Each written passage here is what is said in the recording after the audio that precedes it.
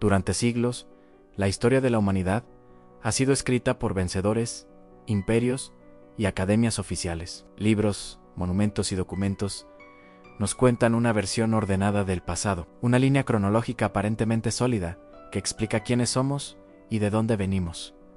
Pero, ¿y si todo eso estuviera incompleto? ¿Y si una pieza clave hubiera sido eliminada deliberadamente? Existe una pregunta que inquieta a historiadores independientes, arqueólogos alternativos y expertos en manuscritos antiguos.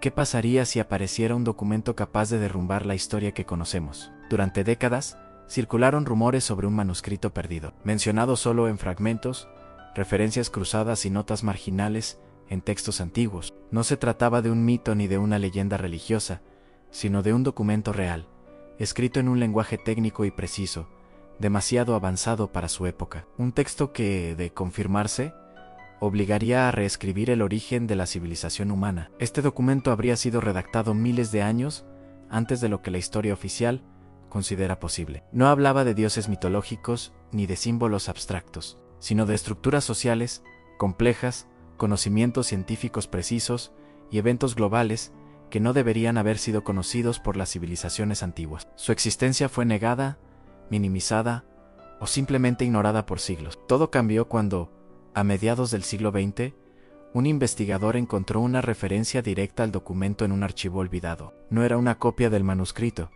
sino algo quizá más inquietante, una orden explícita de ocultamiento, un texto administrativo antiguo que instruía a bibliotecas y templos a destruir cualquier fragmento relacionado con ese documento. La razón era clara y alarmante, su contenido era considerado peligroso para el orden establecido. ¿Por qué un simple documento podía ser tan amenazante? Según las descripciones encontradas, el manuscrito narraba un período olvidado de la humanidad, una era anterior a las civilizaciones que hoy consideramos las primeras. Hablaba de una humanidad avanzada que había desarrollado conocimientos en astronomía, ingeniería, medicina y organización social, mucho antes de Egipto o Mesopotamia. No se trataba de tecnología moderna, sino de una comprensión profunda de la naturaleza y del cosmos. El texto describía un evento global catastrófico que habría destruido esa civilización avanzada, no como castigo divino, sino como resultado de ciclos naturales del planeta, cambios climáticos extremos, desplazamientos del eje terrestre y fenómenos cósmicos. Tras esa catástrofe, los sobrevivientes habrían transmitido fragmentos de su conocimiento a nuevas culturas, dando origen a los mitos, símbolos y estructuras que hoy vemos en civilizaciones antiguas alrededor del mundo. Esto explicaría algo que siempre ha desconcertado a los historiadores: cómo culturas separadas por océanos compartían conocimientos similares. Pirámides, alineaciones astronómicas, calendarios precisos y mitos del gran diluvio aparecen en continentes que, oficialmente, no tenían contacto entre sí. El documento perdido ofrecía una respuesta inquietante: no estaban separados, heredaban una memoria común. Aún más perturbador era el lenguaje del manuscrito. No se presentaba como un relato simbólico, sino como un informe. Utilizaba términos técnicos, descripciones matemáticas y referencias geográficas precisas. No hablaba de creencias, sino de hechos.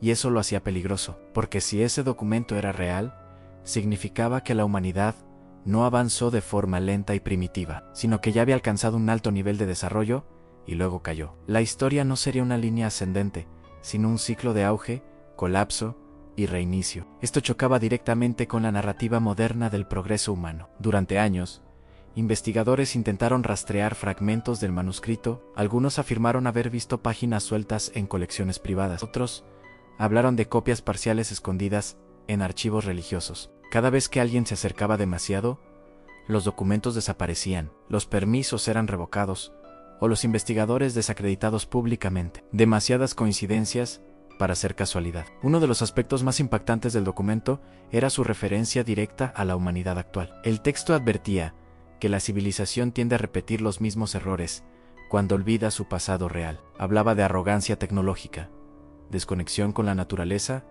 y concentración extrema de poder. No como profecía mística, sino como una observación basada en patrones históricos. El manuscrito sugería que el colapso no es un accidente, sino una consecuencia predecible cuando una civilización ignora los límites naturales del planeta. Si este documento se hiciera público y fuera aceptado como auténtico, cambiaría por completo nuestra comprensión del pasado y del futuro. Las instituciones educativas tendrían que reescribir los libros de historia. Las religiones deberían reinterpretar sus textos fundacionales. Incluso la ciencia tendría que admitir que el conocimiento humano no siempre avanza.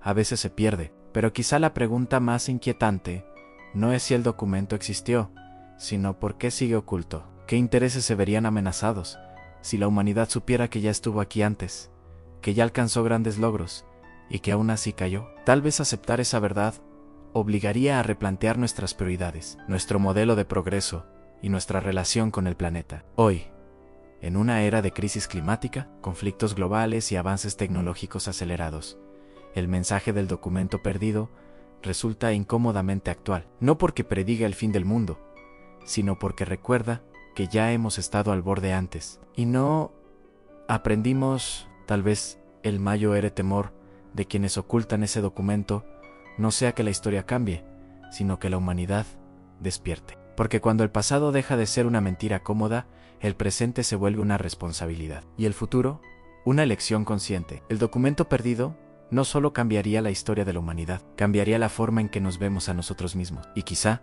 por eso, sigue siendo tan peligroso.